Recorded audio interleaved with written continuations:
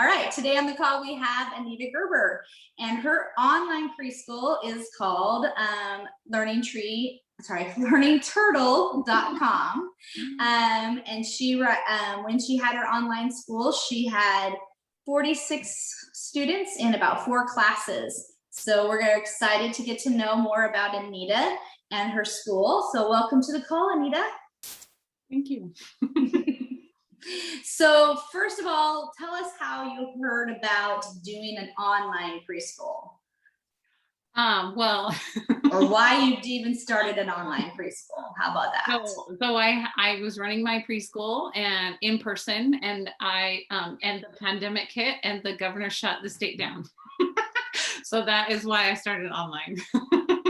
So how did you figure out how to do all of that? Well, so I am on Joy's inner circle. So I already had connections with Joy. And so we were communicating back and forth and different things. And I was like, what am I going to do? And she just kind of like, you go online. And I was like, okay, we'll go online. And so I kind of didn't even give parents a choice. I just sent messages out and said, okay, we're shut down, but we're going to go online now. And this is kind of how we're going to set it up. And so Joy was right there. She gave great ideas and different things. And I kind of tweaked it a little to how it could like work for me, given the fact that we were transitioning from in-person preschool to online. So awesome.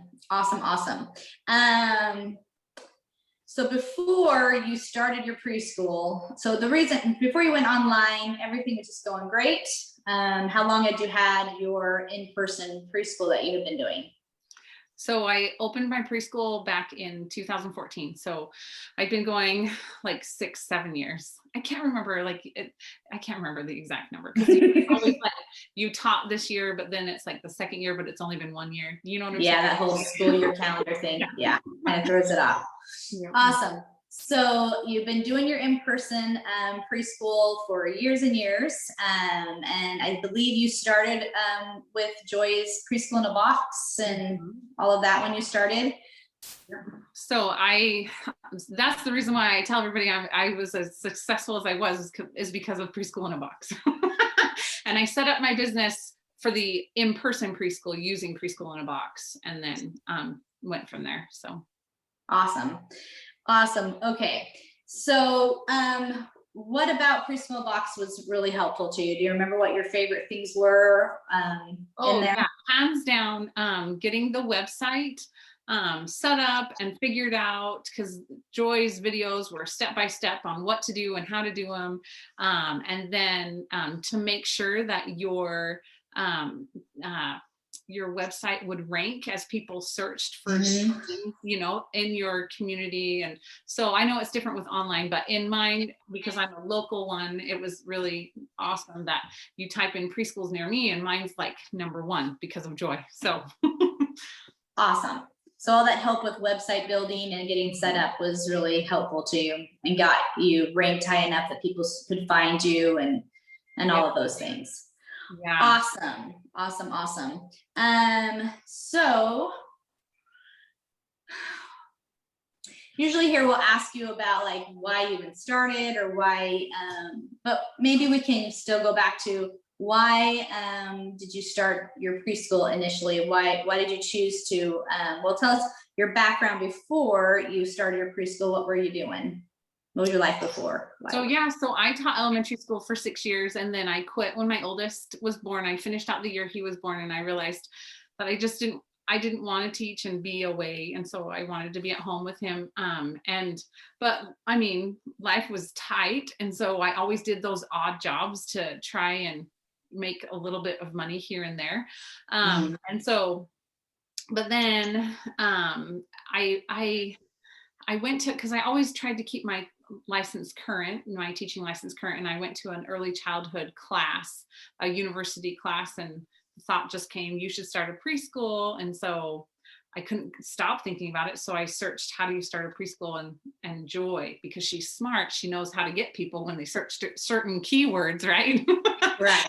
So her information came up, and then that's when I bought Preschool in a Box. And so it's been such a good experience, good journey for me to be in my house, to still be the stay-at-home mom, have my kids, not have to do daycare, because that's really what I wanted in the first place. And that's why. Right. And you've had more kids since that time. How many kids do you have now? Yeah. So I have 4 kids. Yep. And now, awesome. my youngest is in kindergarten. So I kind of am in this little transition. Like, what do I do now? It's a glorious time. Yeah. I am really excited about it. I was there for a little bit, and then yes. So let's talk also about, so you have your preschool going, it's going great, and then you made a big shift right before the pandemic happened in where you were having your preschool. So tell us about that. Yes. So in December of 2019, I bought a preschool building. I had just done it in my house for a while, and then all those years actually. And then I went to Joy's summit, got to know Joy, and she opened my vision. And then this amazing opportunity happened. Like a couple blocks from my house, I could buy this preschool building that was it was an existing daycare, and it was a really good deal. And anyway, so I bought the building, and it was so exciting. And we were remodeling it. We were in the middle of remodeling it. So we bought it in December, and then we were remodeling it to start the school year, that following 2020 August, to move over there.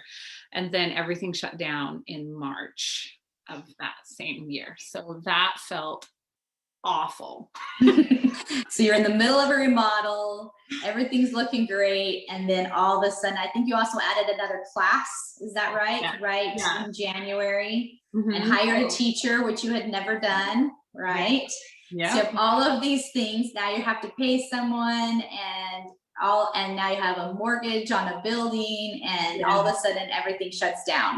Mm-hmm. And so when Joy presents this online preschool idea, it wasn't just, because you wanted everybody to be happy. Was there more to that too? Oh, it's because I needed to pay my bills. Extra bills you all of a sudden have, right? Yes. Yes. And you did mention earlier, just like you didn't really give them an option. You just said, this is what we're doing, which was very smart. Right. Yeah. Did you hear of anyone else that had the same kind of thing going on and had a different experience? Yes. Our good friend, Rita, she had parents opt in to online preschool. And I know that she didn't get the same consistency, like the parents didn't stay. And so I didn't think that I didn't know that there would be a difference. This is just kind of what I was like, okay, we're doing this. And then when I heard that that's what she did, I thought, oh, I guess I just didn't really give people a choice. And it worked out. Right. It worked out better, definitely. To just say, this is what we're doing. And so, I thought that was a really smart choice, that you didn't know you were making a smart choice, but that just seemed like the best thing to do. Okay. So we can maybe talk about this here. Just like, what are some discouragements that you've had? Do you ever get discouraged in your preschool? Is it always sunshine, puppies and rainbows? That's what one of my friends likes to say. But did you have any doubts, especially with new building, teacher, COVID? Honestly, this year's been like a big roller coaster. I mean, there's a lot. I mean, I went from just being me, to being the boss and being over people. And that is a dynamic in and of itself. Just this week, actually, I've had to talk to teachers, and I feel like I need to take a class in communication because I need to be a better communicator, so yes. that's been tricky, a new transition. Not that it's terrible, but it's different. And then there's always, as parents move in and out, especially this year. Of course, this year we grew, and so I've had people in and out more. But it's also the pandemic, so I've had multiple families lose their jobs or move away, and so we've just had a lot of in and out kids, and so that has not been fun this year either, but yeah. So How do you overcome those kinds of struggles, or like, how do you get yourself out of, feeling the doubts and fears and that kind of stuff? How do you overcome that? honestly, I listen to uplifting podcasts. There you go. Awesome. Some good mindset things to keep you going. Yeah. Do you have a statement that you like to say to yourself, or a mantra or anything that you just like look in the mirror and say? Yeah. What's your favorite one?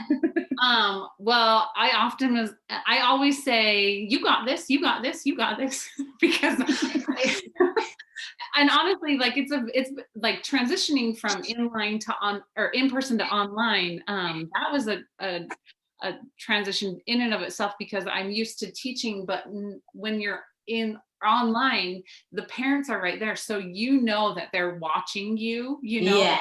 and it is intense because you are like putting on this show, and you're like, okay, follow me, boys and girls, and exactly. The parents are watching you, and so that was stressful. I felt like it was a workout, but just in moments of being uncomfortable, that you don't like to be uncomfortable. Nobody likes to be uncomfortable, but when you're uncomfortable, you're growing the most. And so that is kind of what has helped me. But I also listened to one, there was one, it's a saying that said that, and I probably will slaughter it, but the quote is, some will, some won't, so what? Keep going, right? So some people are going to like you, some people aren't. So what? You're not everybody's cup of tea, and that's fine. Just keep going, because there are people out there who you are going to help, so. I love that. That's awesome. Some will, some won't. So what? Yep. So what? So what? Keep going. I love that. That's awesome.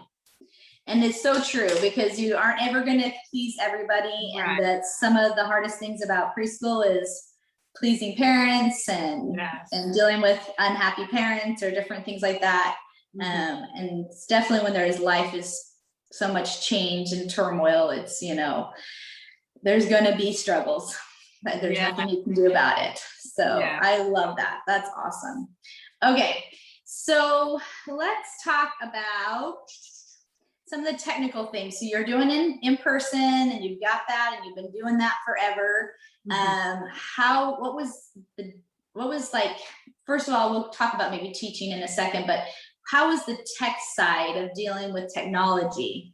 Did you struggle with anything tech side wise? I didn't know how to do Zoom, right? So that's why I had like that one day with the parents where I was like, okay, everybody log on and let's just see how it goes. And then because the first lesson was hard as far as like knowing how to mute everyone and unmute everyone, and it was loud and crazy, and I was like, I don't get it. And so I messaged Joy, and I was like, Joy, it was horrible. And she was like, oh, you can mute everybody. And I was like, you can? Oh yeah, that would be horrid to have all of them just talking over each other. Yeah. Yes. So that, it was a new experience, but once that was done, that first time, I was able to figure things out and get more familiar with Zoom and all of that. So I love that you did a testing day, kind of, because Zoom was new to like everybody. Now we're like, Zoom, no big deal. Right. But no one hardly even knew what Zoom was before this, So I love that you set up, okay, let's test this out and fill it out. And I love the testing day idea. Awesome.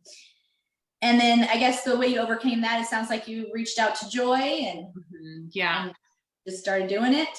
Yes. Yep. And then I also, I searched online, and I took an online class by Sally. I'm going to destroy her last name. I don't even know how you say her last name, but she did the fairy dust teaching. Okay. Yeah, I think I've heard that. Yeah. And she came out so fast with an online, how to teach online, and she had lots of information. So if you're uncomfortable or don't know something, there's so many resources online. Just search for what you're looking for, and somebody's bound to have a course that you can buy. And I did spend, I think it was like I don't know, $29 or something like that, but it was definitely worth it. So.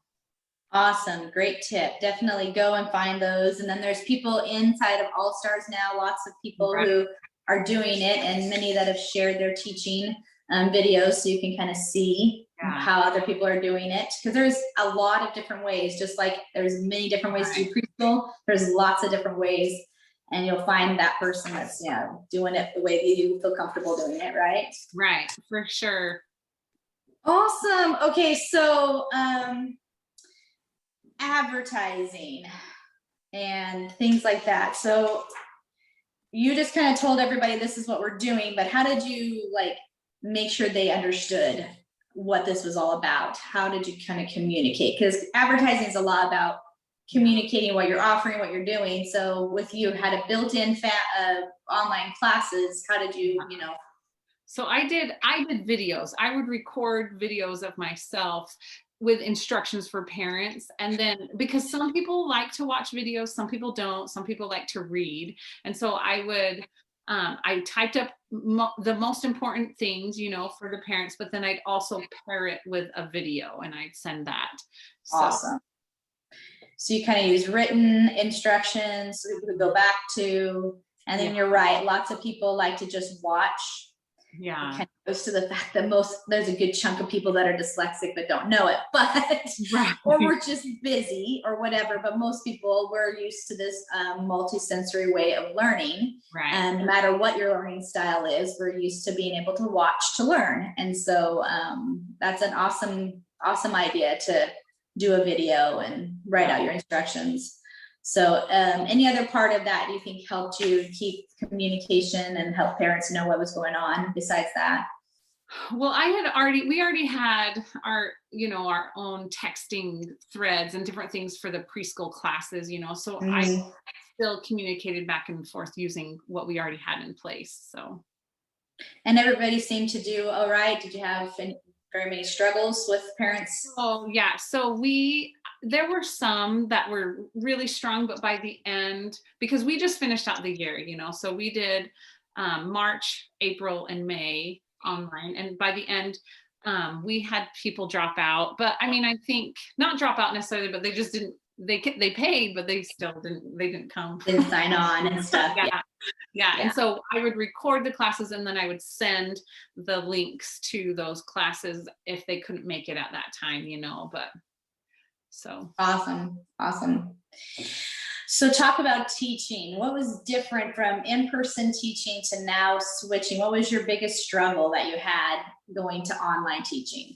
Definitely keeping all the kids' attention because they were at home. There were so many other things, and so like reaching in and getting their attention was the hardest, I wanted to make sure they were with me and they were fine, because they would get bored and then they'd go and talk to their parents and or their siblings or hit their siblings, and so that's why I the class that I took, she had some really good attention grabbers, to help keep the kids involved, and so I also had a little bit of experience teaching online because I had taught English online, and so using the camera, like really working the camera, I had already known how to do that a little bit. And so just that physical response of, putting things up to the camera, I'm really good at that, I promise. That's awesome. I'm like, I'm watching your hands. I'm like, yeah. And so when you do that, the kids just respond and they stay with you more, and so, and then also giving them time to interact. That's actually one feedback that I got from parents, because I sent them a survey at the end of the year asking how it went. And some of the kids, they struggled because they would talk to me, but because they were muted, I didn't hear. And they were already conditioned that they could just talk to me in person, and it bothered them that I did not respond, because I was there, but I didn't really hear them, so giving them more opportunities to interact and ask the teacher questions, and that is always right. So right. That's a great tip. definitely having them have a little share moment or a time that was like their time to talk for a little bit. Because, Yeah. you know, even in person, they all want to talk at the same time. And you're Right. like, okay, we're going to take turns now. We can't all hear each other at the same time. And so it's the same thing, being able to give them that moment to talk and share and all of that. So Yeah. that's awesome. Okay. And so we talked about your teaching background already and teaching online. So what about the business side?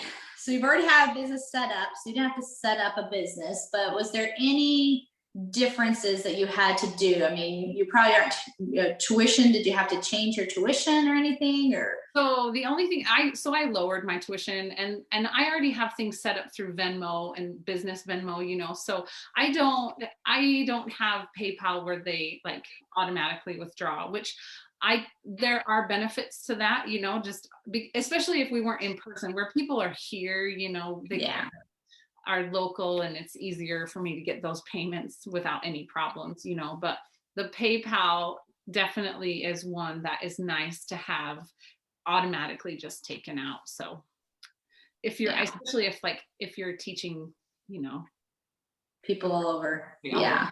You gotta have some other way to do it that you can't do in person. Right. So you just kind of lowered your tuition and continued doing the same payment things that you had done, and then everything else just kind of flowed, being mostly the same, except for showing them how to get access to videos and set up on Zoom. So business-wise, there wasn't much to go on. Why don't you tell us maybe a little bit of the struggles of actually getting a building and doing that? I mean, business-wise, like, was that a whole new thing to learn about? Yes, there's so much. I mean, just, I don't know. So there's a lot more administrative things now that need to be done, even just down to cleaning the building and all of that, and taking care of the utility bills and all of that. But I don't know, what do you want me to talk about? Well, I know that there's probably there's several that are doing online now, but hope to be able to do in person as things change, and maybe looking to get a building. Right. And what, you know, maybe what some tips or advice you would give, or how did you, you know, okay, so figure it all out, you know? So I was in my home, I was doing things in my home, and I was feeling like we were outgrowing it, you know? And so I had actually looked at a different home, and or building a different home that had just a separate entrance where it was just preschool. And like, I learned that when you bring a new business somewhere, you have to approve it with all, like, the city has to send letters to all the neighbors and all of that. And so one thing that I realized, and so we abandoned that idea. I love that I was able to find an existing building that was a daycare. So it was already, the neighbors already had approved it. Like, we had no problem just coming in and starting up the preschool, you know. So finding those buildings that already have things in place are really nice. So. Right. So then it would already have been approved by the city to be in a child care kind of thing. It's already zoned properly, and all of those kinds of things that would be harder to do if it hadn't already been set up that way. So that's a good tip. Maybe find, if you are looking for something, see if you can find an already existing school or child care center or something like that. And you might even go to the city and ask, well, what homes or what places have already been that? Because once, at least in my city, once they've applied for it, it always is that for that permit, it's always able to be that, you know. Right.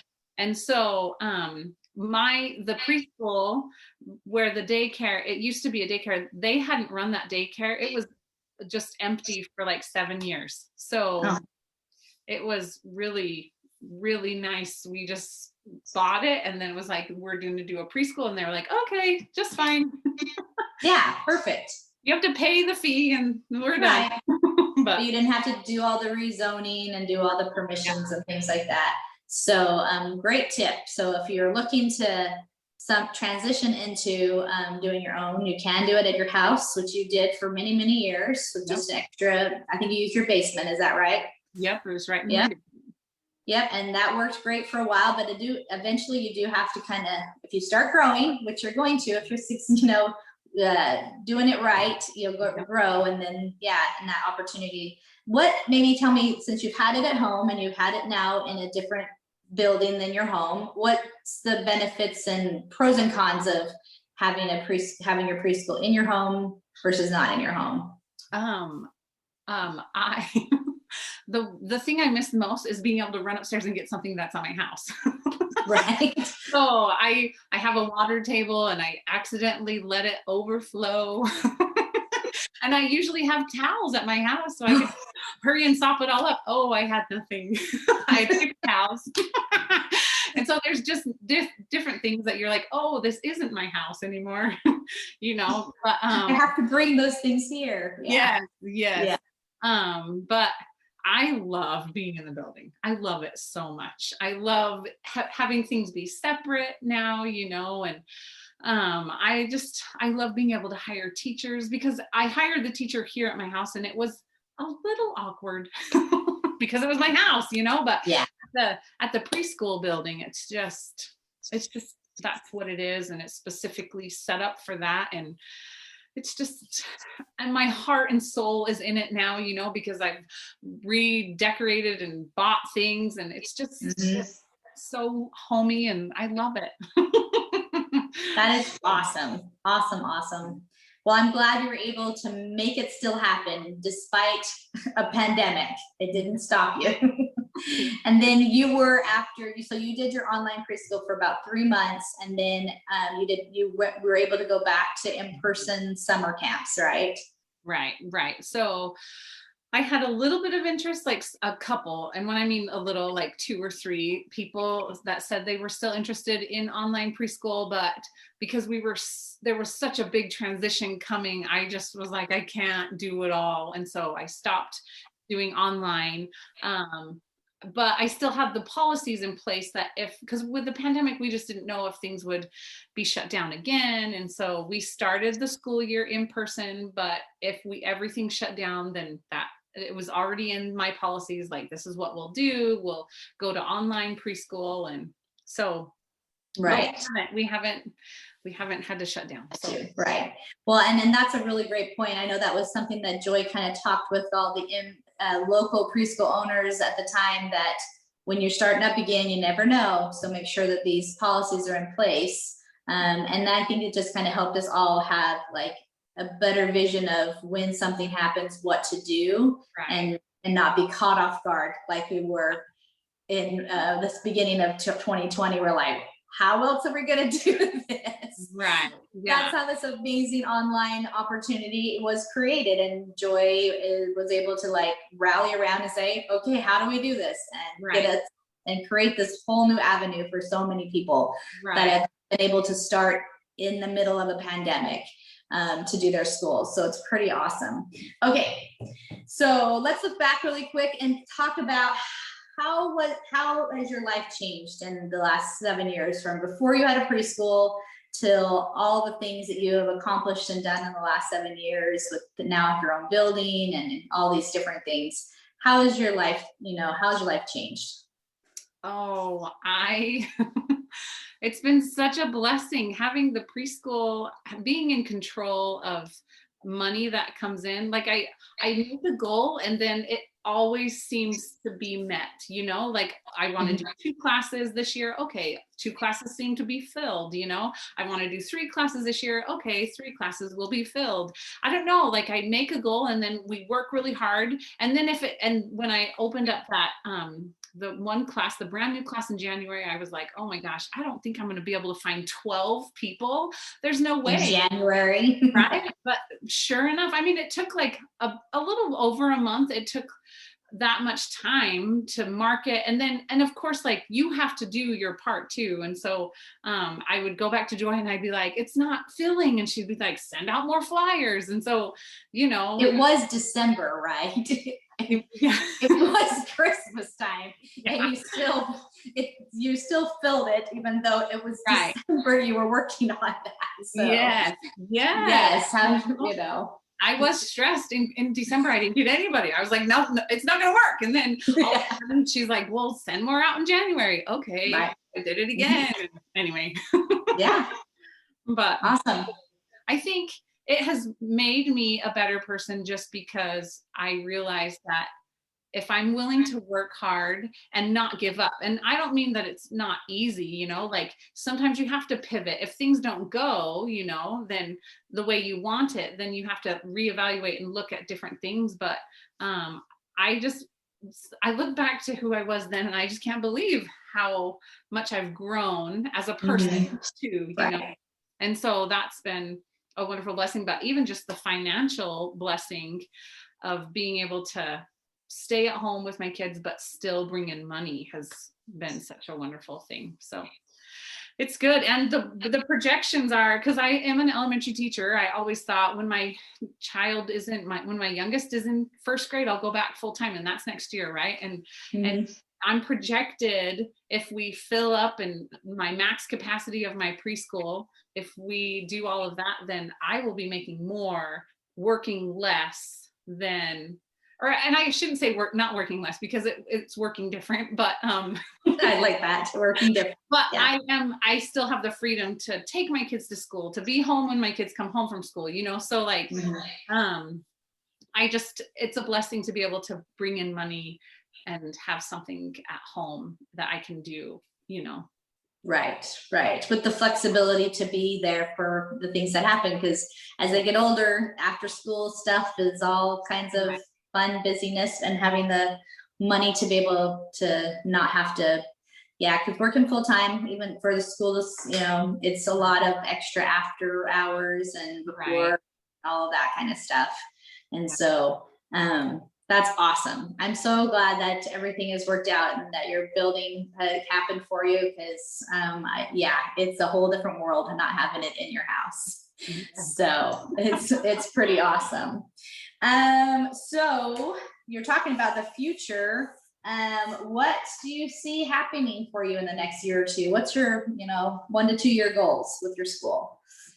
So we can double capacity from what my house was. That's what we were hoping to do, but then with the pandemic, we did not have that happen. So we could have 8 classes, and I have hired 2 other teachers now. And so right now we have 5 classes, and I actually teach 2 of them.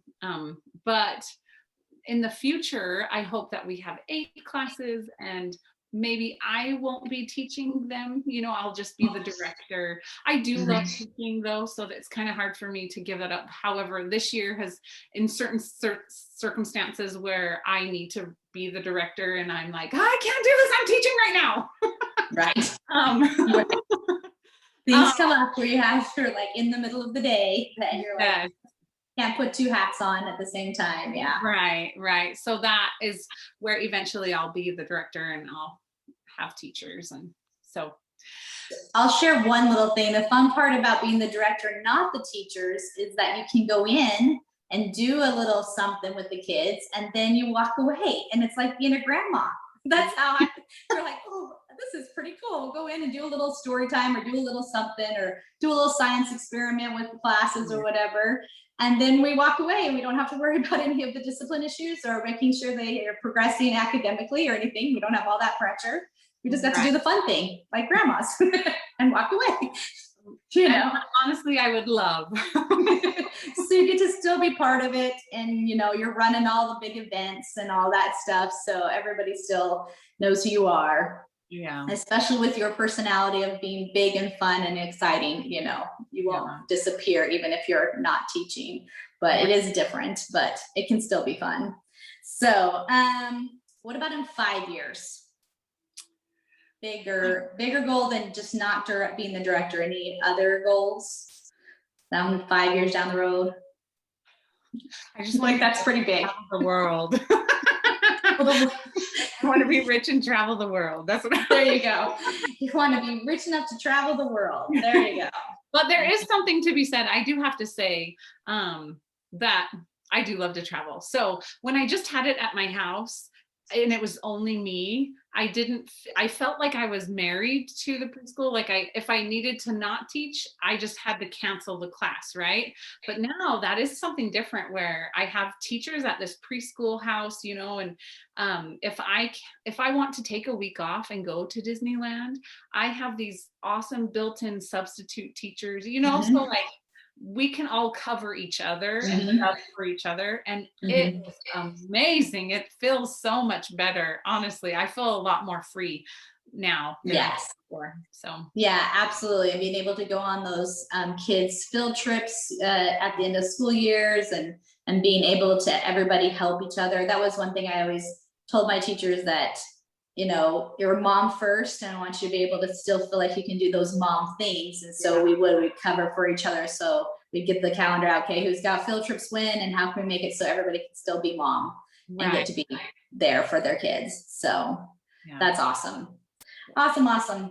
Okay, so I didn't really tell you how this was going, but at the end, we were going to have a little breakout session, just kind of asking you if you have anything you're struggling with right now, and we can just chat about it, see if we can come up with some solutions or ideas. Was kind of the idea. So okay, I need you so much. Okay, well, I have struggles. I have struggles being the boss. I have struggles.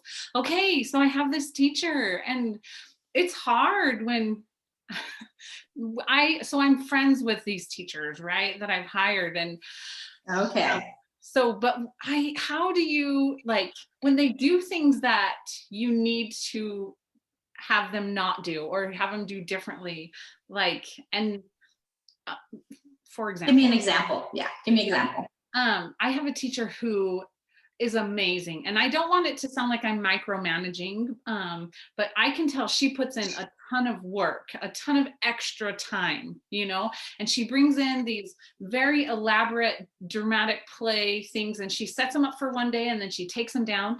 And so I have mentioned to her, I was like, wow, that's amazing. And I may have said, oh, this is kind of killing me. Because I was like, parents who have you this year are going to have me next year, and they're going to think I suck, you know, and I'm the director. And so, and she took that as, I hate what she is doing. Right. Yeah. And she did mention, and it kind of boiled up to a point where she kind of had a little breakdown and was like, how would you feel? Like, I don't think that you realize what you say, how it affected me. Like, you basically said you hate what I do. And I was like, and I realized maybe I did say hate, but I really don't think I did. I think I said, you're kind of killing me. That's what I feel like. But it doesn't matter what I said or what I didn't say. It's how she feels now. So how do I, like, fix that problem? And she did say to me, she's like, I spend like 16 hours a week, like, prepping these things. And I was like, as an employer, I have not asked you to do that. And I said, and I can't afford to pay you that. So you don't have to do that. But she may really want to do that. It sounds like it's kind of something she enjoys and wants to do. She's not saying that she made you feel like she thought that was what you were supposed to do, or she recognizes this is what I wanted to do and I chose to do this myself. Right. She realized that she is doing that, but she does kind of say, I spent all this time, almost like she's wanting me to compensate her. But I was like, I'm sorry, I can't compensate you. You know? Okay. So one thing that so when I ran my school, we definitely were micromanagers. For sure. And so there's good and bad in the micromanaging. You do have a kind of a run into a problem, just like you said, when one teacher is super elaborate or does extra things that the others parents themselves are going to go, I want that teacher because she does these cool things or goes on a field trip or whatever, you know. And so you start kind of setting yourself up for contention when it comes to parents kind of wanting that teacher versus this teacher. Right. And kind of you don't have to necessarily micromanage like everything that they teach, because everybody's going to do their own little style. And if they do stuff a little bit different, it's no big deal. But I think when you have you have a school like this where parents are buying into being part of a community, so this is Learning Turtle, and I go to this school and we get to do these kinds of things, and my kids, no matter what class I'm in, have a very similar feel of an experience. Right. So to create that, we rotated rooms. And so we had like one area that was pretend play set up, and all the classes got to go there eventually. I don't know if that's if you're set up in a way that you can do that, or if there's a common area that she could be the person in charge of doing the pretend play. And maybe you do give her a little bit more to do that. Like there's a pretend play dramatic center budget, and this is how much you get for that. And I'll give you 2 extra hours to set it up and change it out or whatever, and pay her for those couple extra hours to do that extra thing.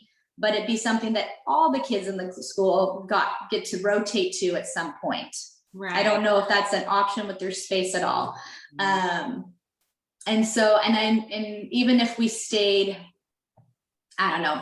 So I don't know if that helps at all. I don't know if you have a space like that. We kept still trying to have that be like a common area, even when we were looking to a new building, to kind of create that. Either that, or you just say, we don't do dramatic play. I don't know. Yeah. Which one is, or each class, we have like one of our rooms, we had like just a little marketplace kind of thing, a little, building you could do like little shops in, like a pet shop or a doctor shop or whatever. So it had its kind of thing. And then the other one had the kitchen.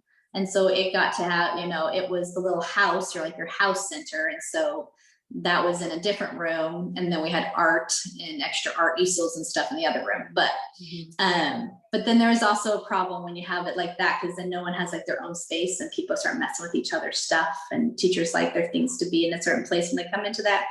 Their room is just right there. So we're actually trying to not rotate, but find some way there was a common space for this pretend play that the class could go out to for a little bit, and had like a teacher table nearby, so you could be like, kids could be doing pretend, and then you could pull them over.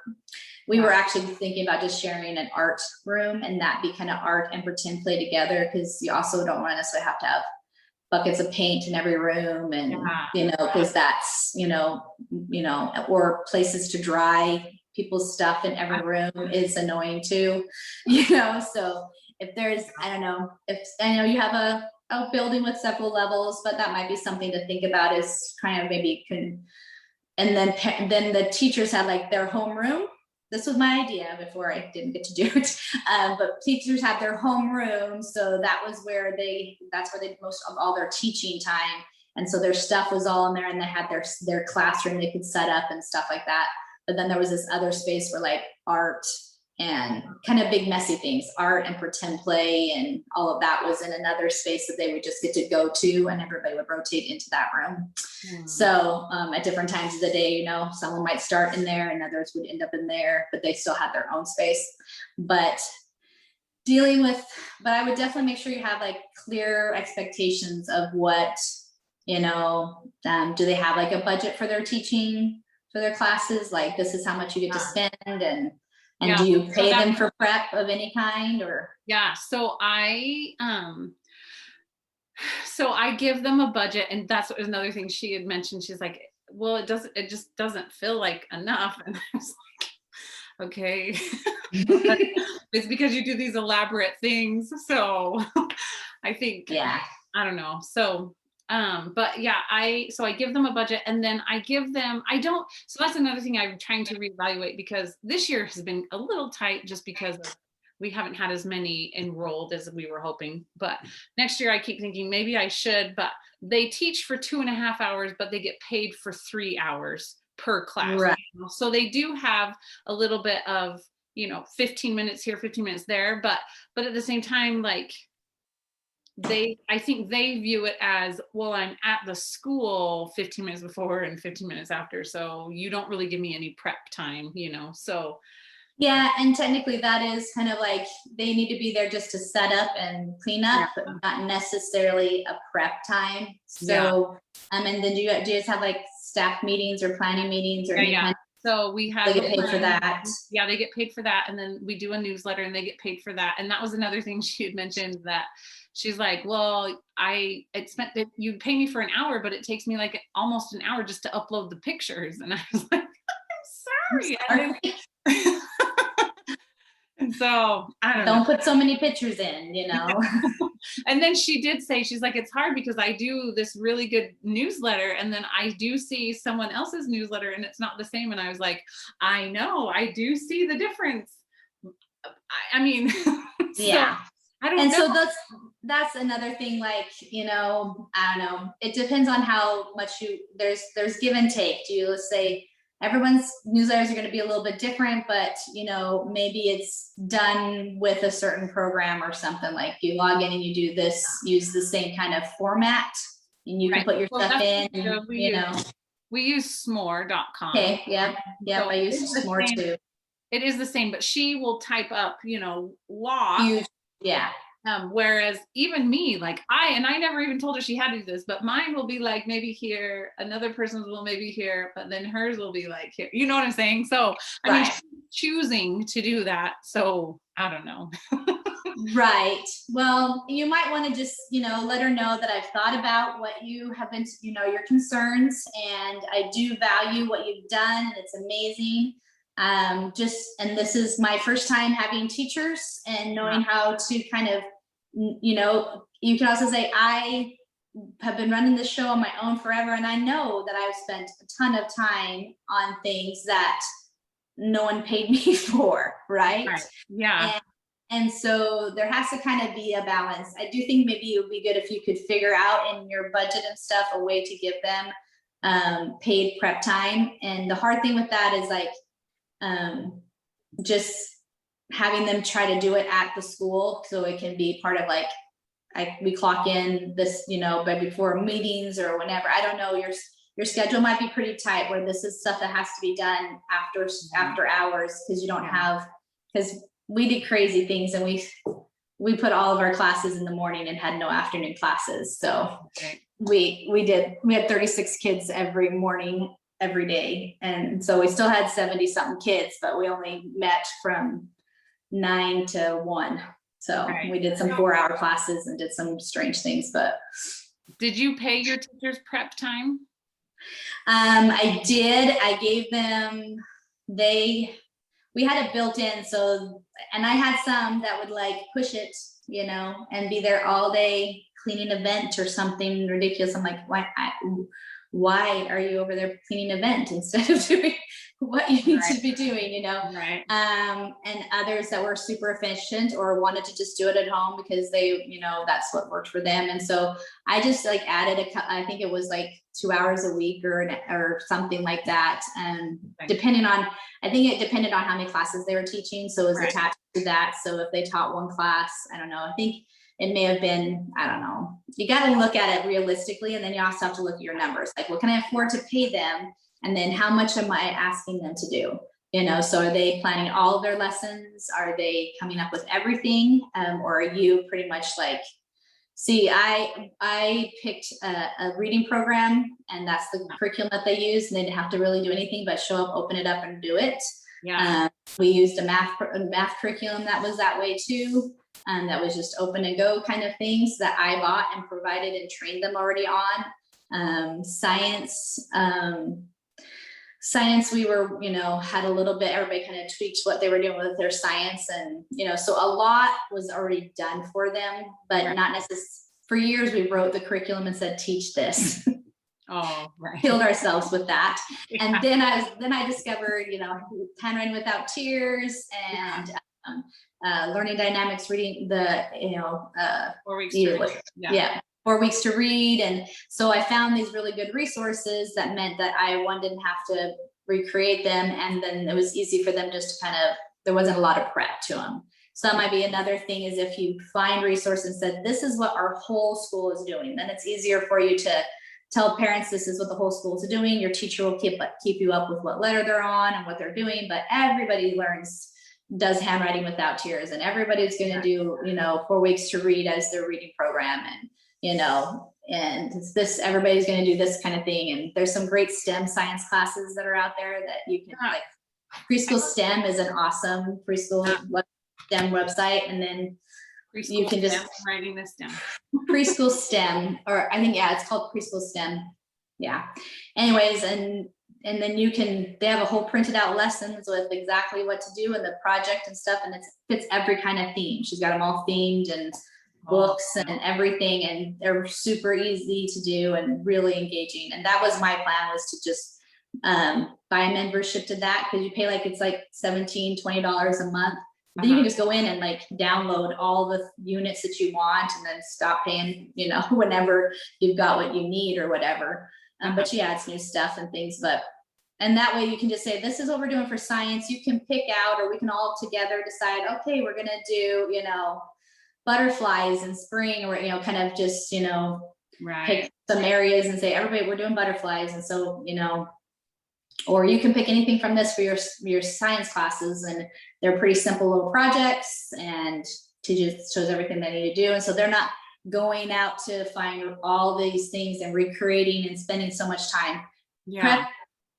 Lesson prep can kill you, and it also can burn teachers out. Yeah. And so the more that you kind of just say, this is, and then you made the investment up front of the training on these different things. And, so, honestly, if you had a science program, a math and reading and writing, you're pretty much good, sometimes we did some PE classes. We did a PE class once, and we would teach them little things. So for a whole month of 1 month, we'd be doing soccer, and they learn a little bit of different things, and they go outside and play soccer or whatever, however it works. But I think there's a way to have it be the same without you having to write everything and micromanage everything. But there's an overall feel that if I go to this school and send my kids to the school, they're all mostly getting the same types of things. And, of course, everybody does their own little twist on art. But even then we would, say for art, we're learning just about the colors. And we did a whole art curriculum that one of our teachers helped put together. That was just, we learned about painting and art and, and color mixing, and then we'd make an Eric Carle type of art project after we learned to mix paint and hand painted paper, and then cut out all the colors and made an Eric Carle painting or whatever. And then we did a famous artist unit, and then a clay unit, and a self-portrait unit, and a mosaic unit. And those were our 5 art units that we did throughout the whole year. And so, and every year we would do a different type of mosaic, or we would do a different artist, and that would just, everybody would be doing Monet, and we'd, come with a project, and then they would do different, one holiday art or something, so anyways, so there's just kind of a system to it, so everybody kind of knows what's expected of them, instead of just teach whatever you want. But I know some people, that's what, some ideas are just, you're the professional, do whatever you want. But then you do have some of that kind of thing where in public school they do that, but you don't also get to choose, and you're not paying for it. So they are you get who I give you, and they usually don't like your input either of who you put your kid in with. But this is a little different because parents are paying for it, and they're choosing to come to your school, and so they should be able to get the same basic kind of experience no matter which teacher they get. And that is one thing when you start adding teachers. And when you started, it was just you, and so everybody had the same experience because that's what you were doing. But as you add new people and new ideas, it's good to give them freedom and creativity, but kind of somehow create a uniformed experience for all the families, without, killing yourself. So that's what I would think. It was just, if you were found some curriculums you're happy with that you can try. You may change them out and say, this math thing didn't really work or whatever, but everybody tried it, everybody did it. And, together you can find something else. And then maybe some way that each room has a little bit of fun or pretend play. Yeah. Or she can create a space where everybody gets to visit, even if it's just once a week or, whatever. That was the other thing. We would do big pretend play areas. We've done that forever, but it would stay up for like the whole month. Right. So it wasn't changing all the time. So you don't have so much expense to it. And then kids really want to play with it more than one time, or if the kid was gone and missed it that day, then they missed all the fun. You know what I mean? So, so that's another thing, but again, that takes some coordination to talk with everybody and say, what do we want our overall theme to be for the month or whatever. Right. And then we went away a lot from themes, and we were pretty academic. And then really the theme was whatever science, kind of created more of a theme. So what we were studying for science, we would do bigger pretend play and stuff like that with it. So anyways, there you go. I don't know if that serves you at all or just confused you, or if I even answered your question, but one other thing I'd say about communicating with women is as I have learned from in the last year, I spent a lot of time learning about relationships and interacting with people. I've actually invested quite a bit of money to learn about it too. Yeah. And women don't ever say what they mean. We have an automatic filter and interpret everything that's said. Men say what they mean what they say, but we interpret what they say and put it into women's speak. Right. And they're like, I don't say that. I don't even know what you're talking about. And we're sure they said the thing that our brain just automatically interpreted. They did not say it. Right. So working with women is hard because there's always going to be a lot of implied communication is how women talk. We are very, it's in our blueprint to not be direct, because a lot of times people just think that you're angry or whatever. Right. So if you're more of a direct type of woman, then that's often people are just going to think you're mad at them because they don't get that. So to be not an implied communicator and talk women's speak, you learn how to, but still be not like, a man. You learn how to speak in compassionate but direct communication. So put that little compassion into it and be direct. So it's not but like you said, you can't change how she's going to interpret, because she has to learn to recognize that she's adding a filter and a meaning to things that you're not necessarily meaning. But maybe if you look at it more at the families, not necessarily you, and maybe that was, where she kind of like, oh, she's mad at me because I'm, going to show her up or whatever. But what you're really, and maybe you can say, what I was really trying to say is, how do I duplicate this amazingness for the kids when they go into the next year? Maybe we need to come up with a way that our whole school has a united feeling to it, so that our parents are happy with whatever teacher they get, because they all get this amazing experience. And how can we create that? How can we do that? And how can I give you enough, make sure I'm supporting you enough to do the things that you need to. And you're here on the end of your school year, so you kind of, it's a really good thing to do. Something else, sorry, it's a good thing I don't have anybody right after you.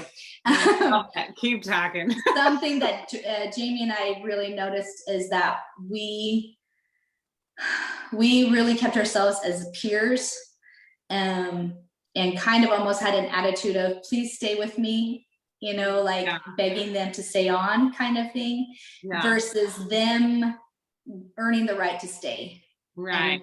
And so having some kind of an evaluation, how, did they, and I'm pretty sure that Joy has something that is somewhat, I don't know how much she's developed this, because it's not an immediate need for a lot of people, is hiring teachers and all that stuff. It is some of a need, but having like an evaluation, and then, them getting hope that it's not automatic that they're going to get to come back the next year, that they're earning that place. And did they help progress their students? Did they, what is the standard that you're trying to want?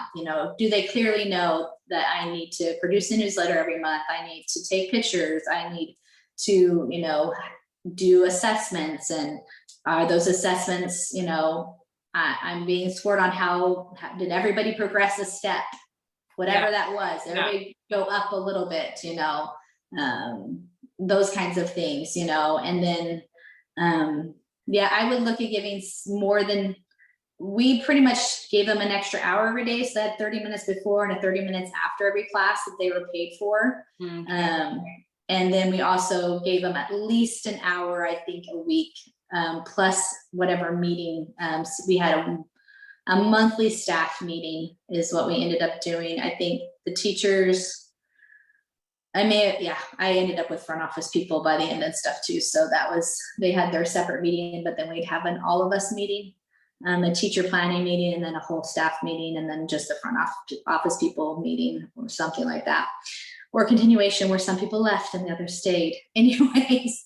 But you want to make sure she feels valued and that she wants to stay, but also there's a separation of you are still trying to run a business and be successful and be able to support the building and everything else. So there's still got to be some kind of limits, but you can tell people are telling you things when they talk. They tell you what they're thinking, so you have to kind of learn to listen. That it sounds to me like she is definitely feeling undervalued, and possibly,